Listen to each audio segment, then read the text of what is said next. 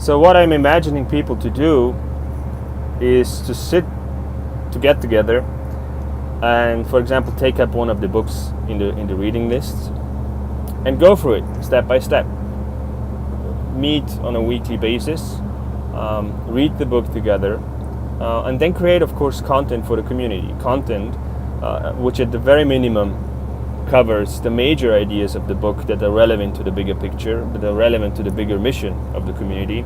So in other words, the job of these people getting together reading the book, the major job is to come up with some kind of review, to come up with some kind of basic summary where they cover the 24 or so major ideas that are relevant for the entire community, so that everyone gets a basic first sense of what the book is about if they want to one day delve into the details.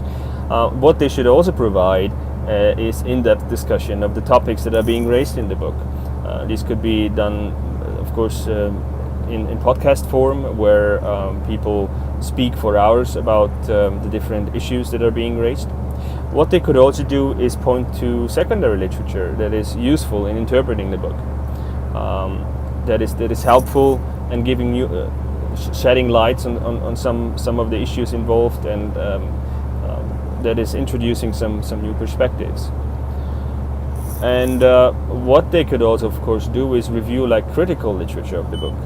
So the idea is to have covered everything, to have covered, on the one hand, some basic orientation of what the book is about, to have some basic kind of review, but also to go very much into detail. So to create content where you can sit down and listen for, let's say, 10 hours of audio material, where people go into so much detail, people who have actually spent many hours of studying the sources, and you get a basic first sense of where this kind of research might be going.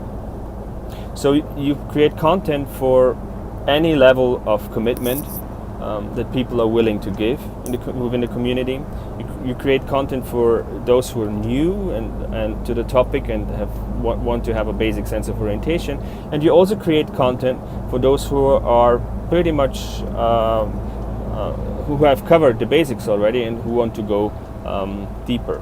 You create many ways of engaging with the sources. You create many levels at which people can be engaging with the sources.